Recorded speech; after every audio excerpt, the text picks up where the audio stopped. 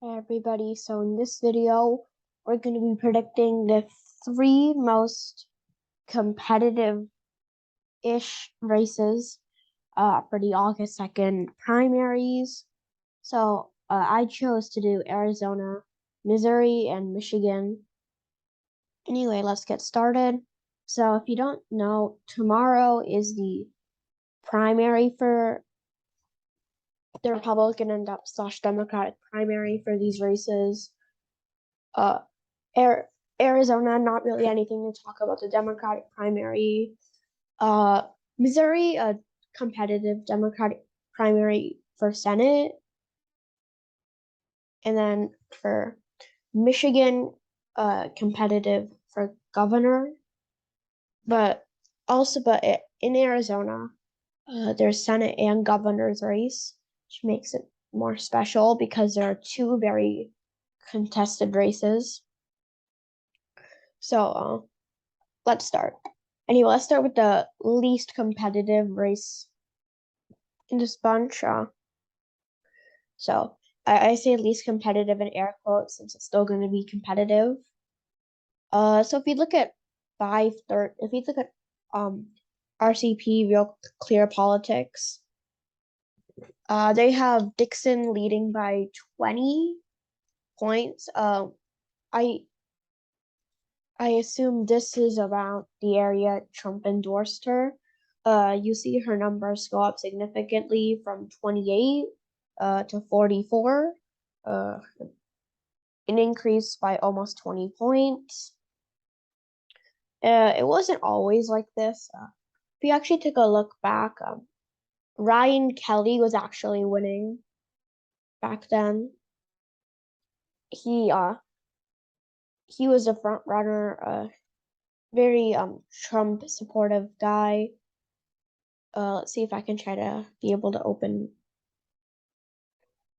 No, I guess I have to open it the other way.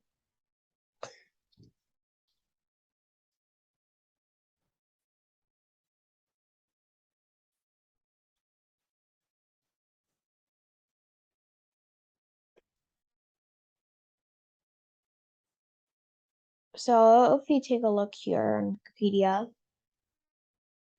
Gretchen Whitmer, the incumbent.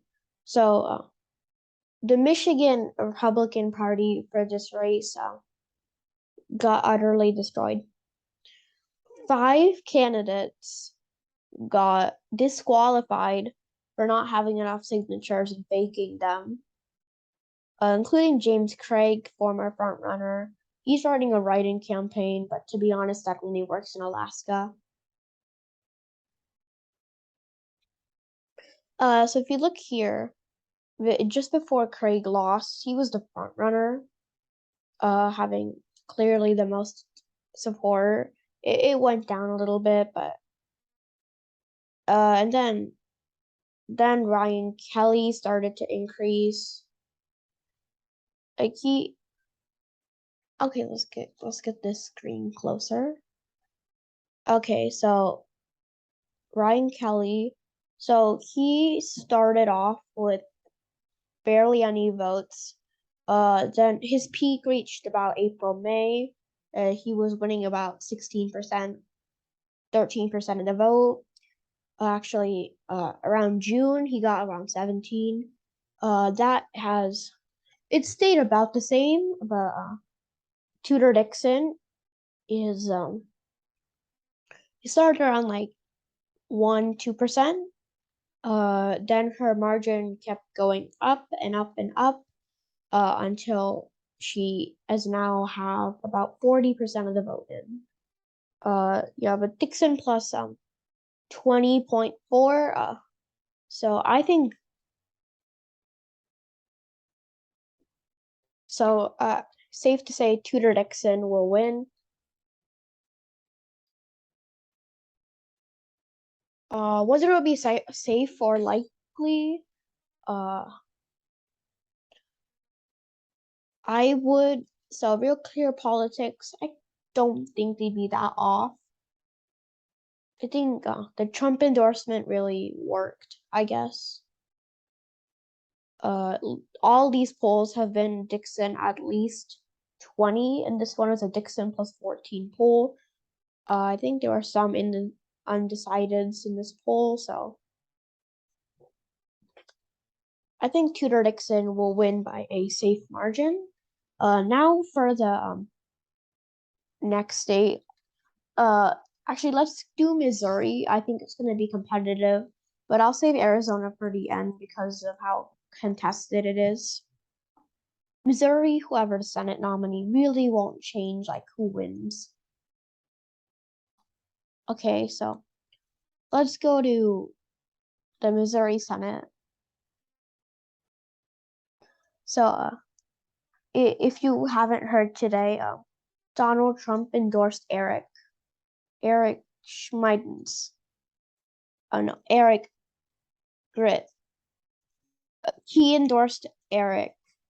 He wasn't clear about who. Just wanted to tell you that he just said Eric one day before the primary. So I guess Trump isn't going to endorse candidate. If he endorses Billy Long, I would be surprised, but so some of the polling data back all the way in the polling data from just like October of last year or something. These polls all had Greitens up, except this one had Schmidt up. But those look pretty old.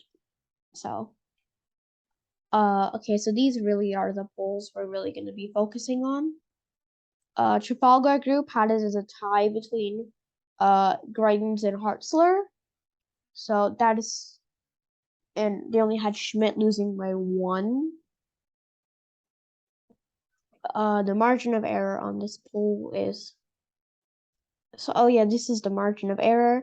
In case you didn't know, you can add or subtract that much to make it look legit. The Hill or Emerson College had Schmidt up by 14, by 7, by 3, by 12, by 8, by 13. Do I think he's gonna win that by that much? I don't, but I still think the race is gonna be. I think the race is gonna be likely for Eric Schmidt.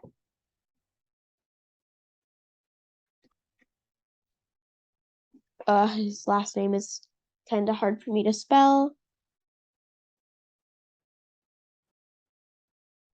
Eric Schmidt. All right, you have to change the color. This seems like a good color. I think he'd win by a likely margin. Now for the last state, Arizona. So Arizona has 2 races, the Senate race and the governor's race. But just before we get to that, let's check the Missouri Senate race.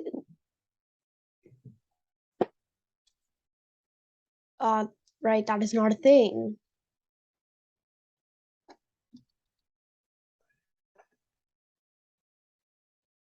Fun fact, if you didn't know, Missouri has its governor election in 2020.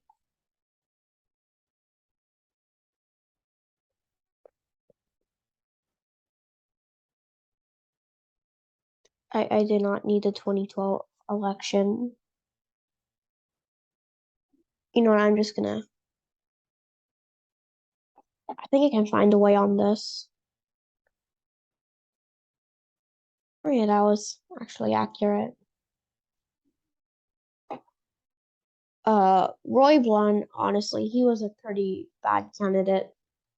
I think they once had this race as lean Republican, maybe like earlier, but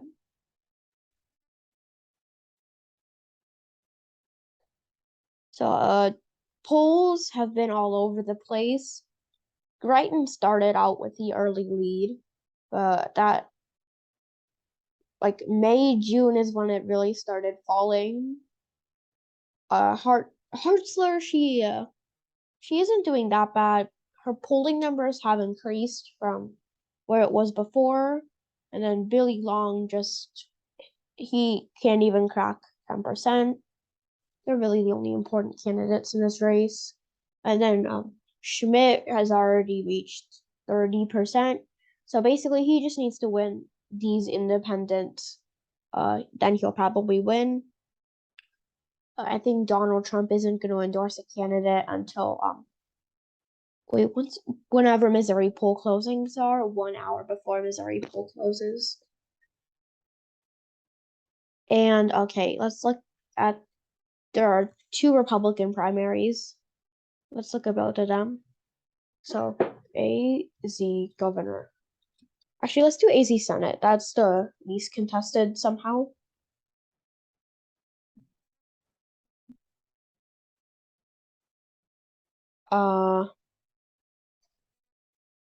Maybe I have to be more specific.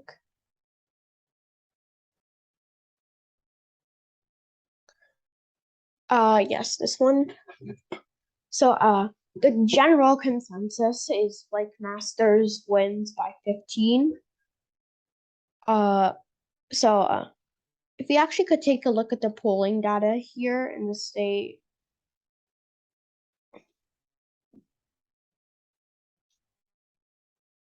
If we take a look here. If we take a, okay, I said that. So, at the beginning, Mark Brnovich, he was the front runner for a while. His numbers have since tanked. Lehman, he started off sizably, but he went up quite a bit, and now is second place, beating Mark Brnovich. And then Michael McGuire, surprisingly, is doing a good job. And then there's Justin Olson. He's just sitting comfortably.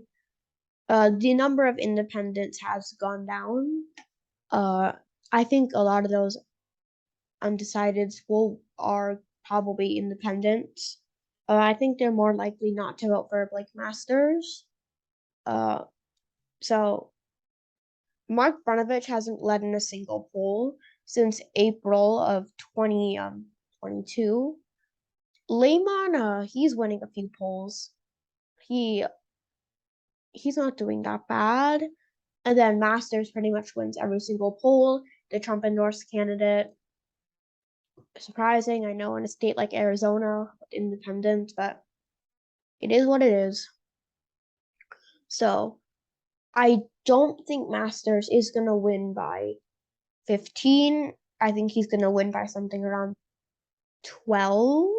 Like, he's gonna win by close to 15, but I don't think it's gonna be exactly 15, like these polls say. I will actually wait on Arizona, just for the Senate governor race.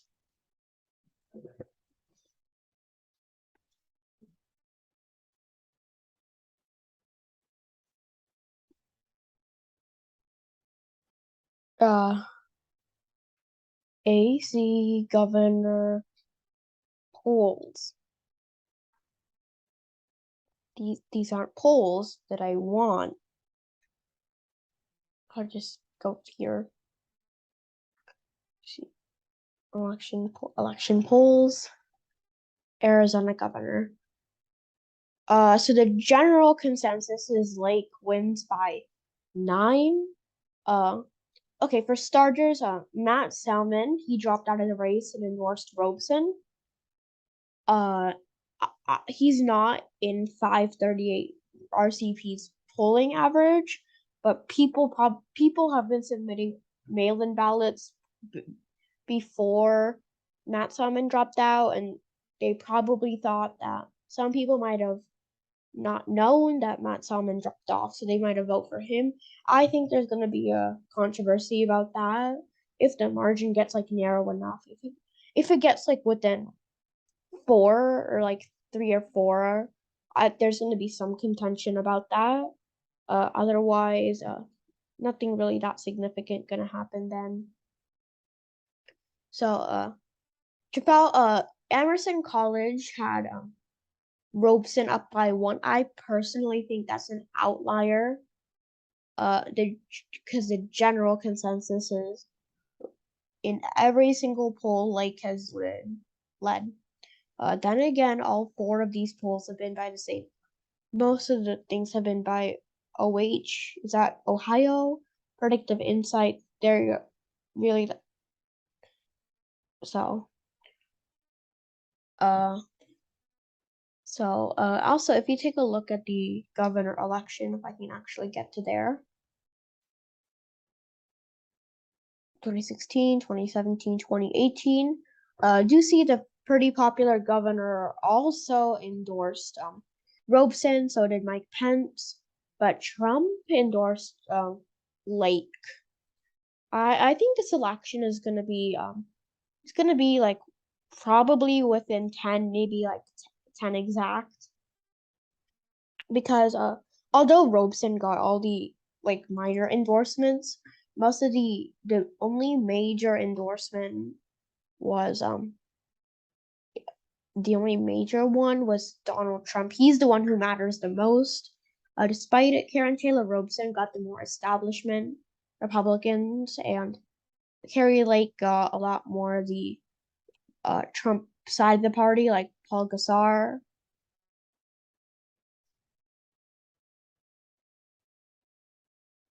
And okay, let's look at the polls. So I'll say Karen Taylor Robeson has I'll admit she has narrowed up the gap quite a bit. Before she was losing by like 30, 20.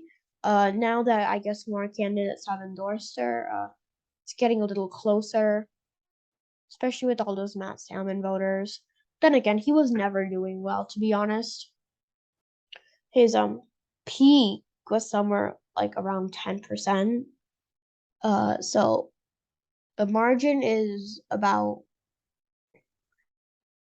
12 for Lake. I think she'd win or same around that. So okay, so we can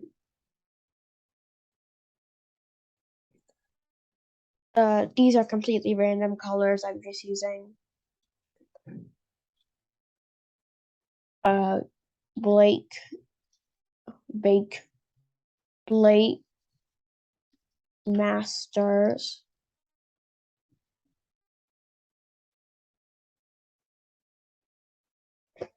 Blake Masters and Carrie Lake will win Arizona by a likely margin together.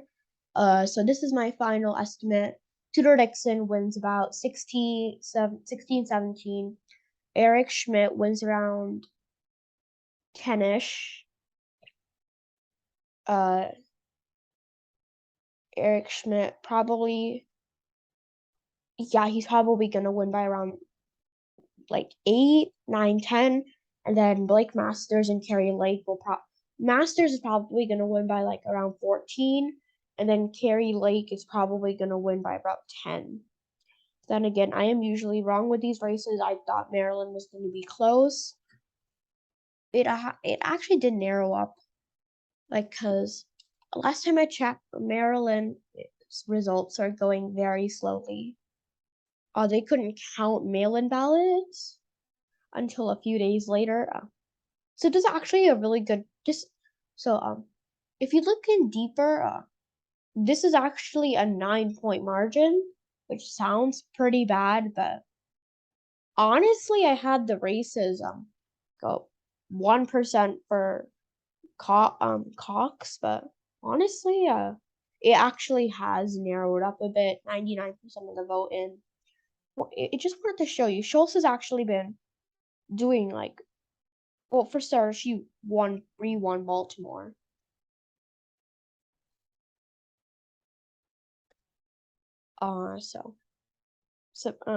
Just wanted to show you guys the margins for Maryland. Last I've actually been watching this race in full detail because I saw that mail-in ballots weren't counted even though it was projected, so everybody just disregarded it. I continued watching it. So I could see if